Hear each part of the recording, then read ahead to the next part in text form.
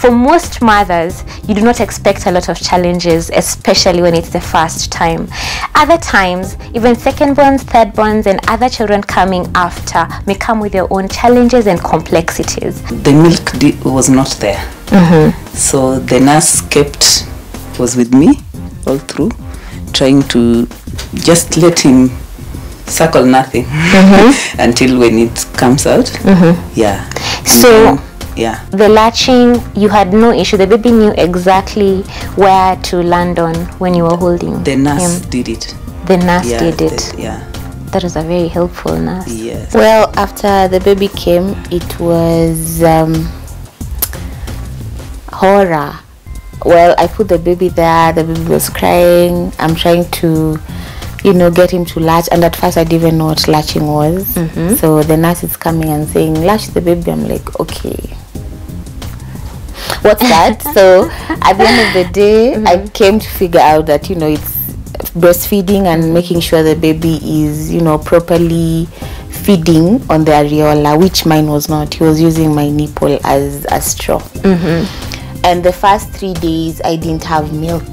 So it was really a challenge, because every time they would tell me, just keep putting the baby there so that it stimulates the milk, but nothing used to come. And I was really stressed out, and they're telling me, oh, relax, you'll be fine. But there's no relaxing at that point, because the baby is hungry, and all the time they're giving formula. Then the nurse comes and says, you can't keep giving formula all the time, you need milk. And I'm like, from where? The supermarket? It was really frustrating. It was really frustrating. It was stressful. I would cry at some point. I would cry with the baby. We cried together. He stayed the whole night on the breast, but there was nothing.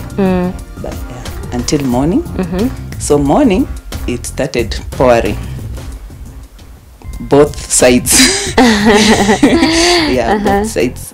So I would be breastfeeding on one side, and the other side is actually just pouring. Yeah. People would tell me to rub, the milk around the nipple. It helps with healing. Yes. It did, but the moment the baby would latch wrongly, it would get worse. And it was such a stinging pain, like you'd feel it all the way to your toes. You'd even have a headache. So most of the time I would even take painkillers for the pain to go away, but it really didn't help much. If the baby is only on the nipple, and you'll even see the baby really using a lot of effort to get milk out. Now, because the nipple area has very soft skin, it tends to crack.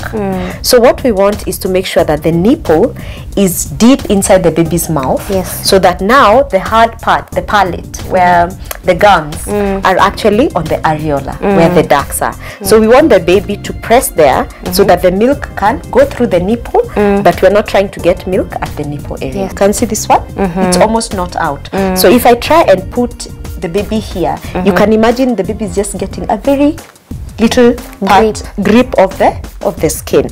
And so what will happen, the baby's mouth will actually do a lot of damage there, trying to get milk out, because the baby's suckle is very strong.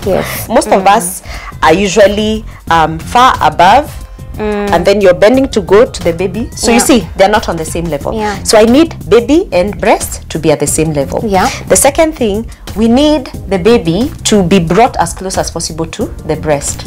Is there something like I didn't get milk? Are there mothers who do not get? No, very few actually don't have milk. Very few, like 1% of the population or so cannot have milk, and maybe it's because of one reason or the other.